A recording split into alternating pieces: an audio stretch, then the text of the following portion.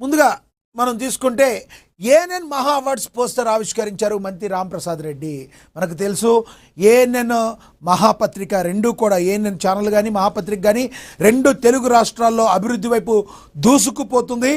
ప్రజల మన్ననలను పొందుతూ అత్యధికంగా ప్రజలు ఈ రోజున మహా దినపత్రికని ఏఎన్ఎన్ ఛానల్ని వీక్షించేందుకు ఎంతో ఇంట్రెస్ట్ చూపిస్తున్నారు. దీనికి ప్రధాన కారణం నిష్పక్షపాతంగా ప్రజలకు వార్తలు చేరవేయడమే ఏఎన్ఎన్ సాధించిన విజయంగా మనం చెప్పొచ్చు. అఫ్కోర్స్ ఏఎన్ఎన్ ఛానల్కి సంబంధించి మరి మహాపత్రికకు సంబంధించి అవార్డ్స్ కార్యక్రమం కూడా జరగబోతుంది. మరి మహా అవార్డ్స్ ఏఎన్ఎన్ మహా అవార్డ్స్ తెలంగాణలోని హైదరాబాద్లో అత్యంత సక్సెస్ఫుల్ అయింది. అమరావతిలో కూడా అత్యంత త్వరలో ఏఎన్ఎన్ మహా అవార్డ్స్ మరి ఇవ్వబోతున్నారు. ఎక్కడైతే మరి సోషల్ సర్వీసెస్ ఇచ్చే వాళ్ళు ఎవరైతే ఉంటారో ఉపాధ్యాయులు కావచ్చు, డాక్టర్లు కావచ్చు, వీళ్ళందరూ కూడా మరి ప్రజల్లో గుర్తింపు పొంది వాళ్ళు మరికొంతమందికి స్ఫూర్తినివ్వడానికి ఈ అవార్డ్స్ ఎంతగానో దోహదం చేస్తాయి. ఇక ఏఎన్ఎన్ మహా అవార్డ్స్లో హైదరాబాద్ వేడుక విజయవంతం కాగా ఇప్పుడు అమరావతిలో అద్భుతమైన వేడుక నిర్వహించాలని నిర్ణయించింది. ఆంధ్రప్రదేశ్ రాష్ట్ర వ్యాప్తంగా ఆరోగ్య వ్యాపార రంగాల్లో విశేష కృషి చేసిన వారిని గుర్తించి సత్కరించేందుకు అమరావతిలో నిర్వహించనున్న ప్రతిష్టాత్మక ANN Maha awards 2026 health and business award పోస్టర్ను రాష్ట్ర రవాణా యువజన సర్వీసులు ఎన్ఆర్ఐ వ్యవహారాల శాఖ మంత్రి మండపల్లి రాంప్రసాద్ రెడ్డి ఆవిష్కరించారు. ఈ సందర్భంగా సీఈఓ కంది రామచంద్రారెడ్డిని ఏఎన్ఎన్ టీంను అభినందించారు. ఏఎన్ఎన్ మీడియా గ్రూప్ విభాగానికి చెందిన ఏఎన్ఎన్ ఆధ్వర్యంలో ఈ కార్యక్రమానికి ఒక బృహత్కర వేదికగా నిర్వహించనున్నారు. సెలబ్రిటీస్ ఎక్సలెన్స్ అనరింగ్ అచీవ్మెంట్ అనే నినాదంతో సమాజంలో అత్యుత్తమ ప్రతిభ కనబరిచిన ప్రముఖులకు ఈ మహా అవార్డులను ప్రదానం చేయనున్నారు. ఆంధ్రప్రదేశ్ రాష్ట్ర వ్యాప్తంగా హెల్త్ కేర్ బిజినెస్ రంగంలో విశేష సేవలు అందిస్తూ సమాజ అభివృద్ధికి తోడ్పడుతున్న వారిని ప్రత్యేకంగా గుర్తించి ప్రోత్సహించడమే లక్ష్యంగా ఏఎన్ఎన్ సంస్థ ముందడుగు వేసింది. ఈ పోస్టర్ ఆవిష్కరణ కార్యక్రమంలో సీఈఓ కంది రామచంద్రారెడ్డి, అసోసియేట్ ఎడిటర్ గడ్డం కృష్ణమూర్తి, అమరావతి బ్యూరో రాఘవ, అన్నమయ్య జిల్లా bureau Munayya, operations head Uppal Srinivas పాల్గొన్నారు. ఓవరాల్గా మనం ఈ ఇమేజ్ కూడా చూడవచ్చు. ఇక తదుపరి చూసుకుంటే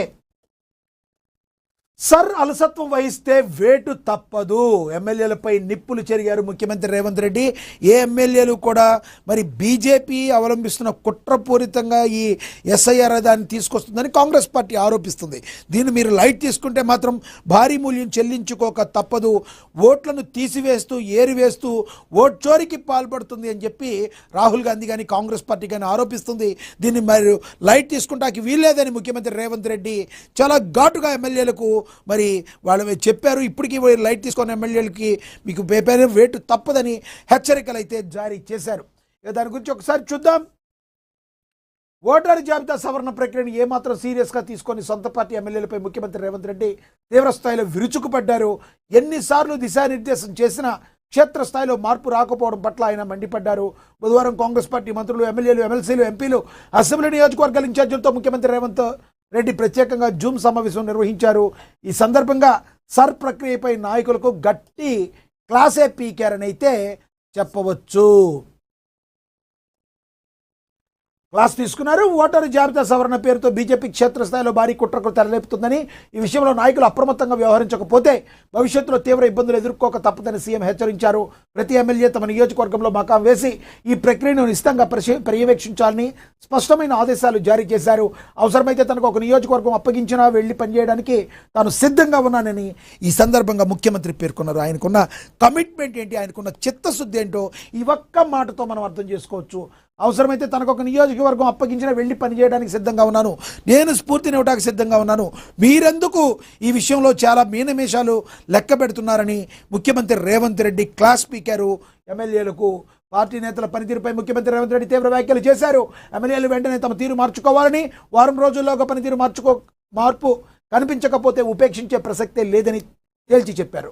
నిర్లక్ష్యంగా వ్యవహరించే ఎమ్మెల్యేల స్థానంలో నియోజకవర్గంలో చురుకుగా పనిచేసే మరో నాయకుడికి ఇన్ఛార్జి బాధ్యతలు అప్పగిస్తామని సంచలన ప్రకటన చేశారు. పార్టీ కోసం పనిచేసే నాయకులతో పార్టీకి ఎలాంటి అవసరం లేదని కుండ బద్దలు కొట్టారు.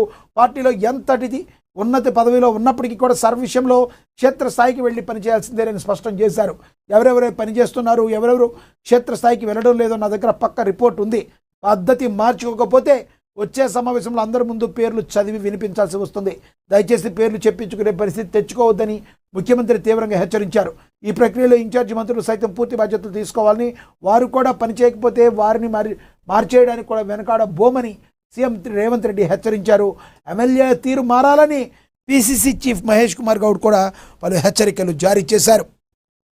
ఈ జూమ్ సమావేశంలో పాల్గొన్న పీసీ చీఫ్ మహేష్ కుమార్ గౌడ్ సైతం ఎమ్మెల్యేల తీరుపై తీవ్ర అసంతృప్తి వ్యక్తం చేశారు. సర్ ప్రక్రియలో అత్యంత నిర్లక్ష్యంగా వ్యవహరిస్తున్న పలువురు ఎమ్మెల్యేలకు ఆయన తీవ్ర స్థాయిలో వార్నింగ్ ఇచ్చారు. అలాగే ఓటు అనేది సోషల్ స్టేటస్ అని మీనాక్షి నటరాజన్ చెప్పారు. ఓటు హక్కు కేవలం రాజకీయ నాయకుల కోసం మాత్రమే కాదని అది ప్రజాస్వామ్య మనుగడకు అత్యంత కీలకమని ఏసీసీ నేత మీనాక్షి నటరాజన్ పేర్కొన్నారు. మనిషి ప్రాణాలతో జీవించడానికి ఆక్సిజన్ ఎంత అవసరమో ఒక పౌరుడి ఓటు హక్కు కూడా అంతే అవసరమని విశ్లేషించారు. ఓటు అనేది ప్రతి మనిషికి ఒక సామాజిక హోదాగా కనిపిస్తుందని తెలిపారు.